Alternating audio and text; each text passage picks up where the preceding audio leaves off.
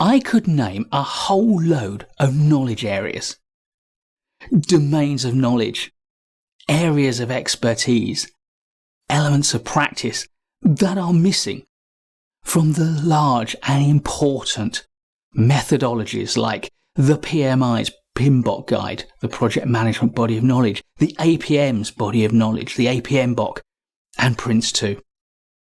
Indeed, I wrote an article called Project Management Areas. How many are there? Answer, not 10, because there are 10 in the PMBOK guide, 6th edition. Among the candidates for additional knowledge areas that I listed were things like leadership, governance, and knowledge management. But preeminent among all of them, a knowledge area I really do think we are missing and we need to fix is benefits management.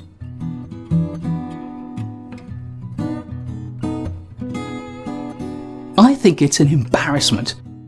Arguably, it's a disgrace that we see so little evidence of project benefits management in the core methodologies that we use.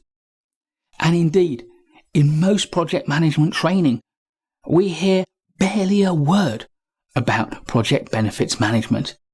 And yet, why do we do projects? We do projects because we want to get a benefit from them. And what we manage, we are able to deliver. Arguably, if we don't manage benefits, then we are leaving it to chance that we're going to deliver them at all. To be fair, the idea of benefits management and the core tools that we use in benefits management have been around since the 1990s. When I was at Deloitte Consulting, at that time, I was part of a team that was developing our benefits management methodology.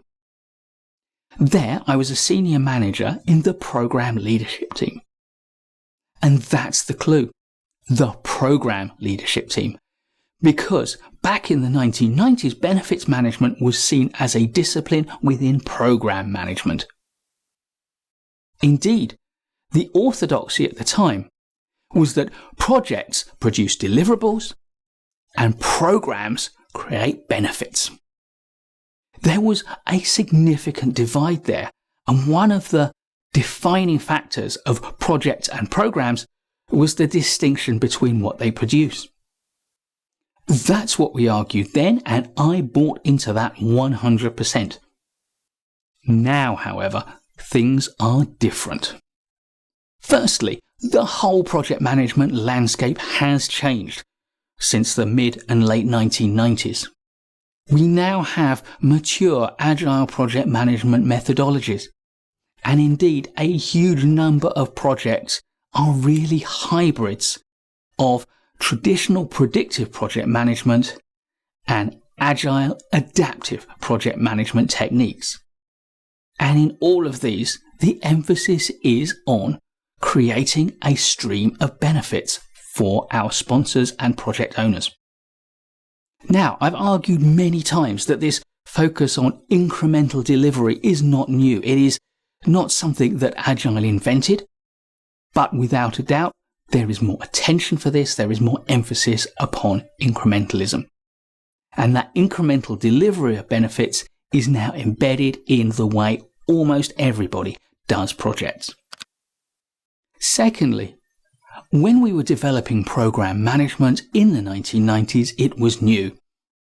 But now I would say that the project-program divide is very much a subject for intellectual and academic discussion. Day to day, at the coalface, delivering projects and programs, we know that what really matters is delivering benefits for our clients. What matters is that we create the stuff they commission and it does what we promise that it will do.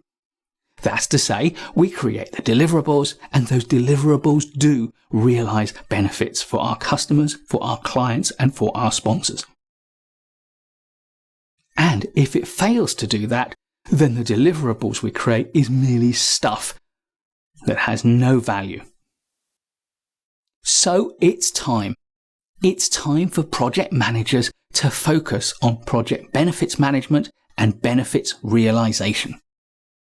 And if you are one of those project managers who really understands this, then it will be a differentiator for you as a professional and for your career for a number of years to come, until everyone catches up with this and project benefits management is as much as every basic project management course as risk management and stakeholder engagement. But it's not yet, and that's why this can be a real differentiator for you in your career. So for the next few years, some project managers will focus all of their attention on the delivery of products, whilst others, hopefully you, will see the delivery of product merely as a stepping stone to the realization of the benefits that their client organizations need. Guess what? Which one of those would you employ as your project manager? That's why I have created my first project benefits management video course. It's based closely on the live course that I've delivered for a number of years for clients here in the UK, but it is translated entirely into the video format. Until the end of February, there is a substantial launch discount, and I put the link and the discount code in the description below. But if you're watching this video after February 2021, don't worry, because I've also put a coupon code for my YouTube followers so that you can access this course at a substantial discount even past the launch period. Project benefits management is vital for delivering value to your clients, to your customers, to your sponsoring organization, and it is key to staying ahead in your career. For the next few years, you will distinguish yourself if you are one of the few project managers who really understands and buys into the need for project benefits realization. And after that time, if you are not one of the project managers who understands project benefits realization, you will be at a substantial disadvantage. Just think of the disadvantage you'd be at if you didn't know risk management or stakeholder engagement or change control. So, do take a look at our new course on project benefits management. So, do give us a thumbs up if you like this video. I put all the links that you'll need in the description below, including coupon codes for the discounts. To get advanced news of all of our new courses and products, please subscribe to our channel and hit the notification bell so you don't miss any of our free content, and I'll look forward to seeing you in the next video.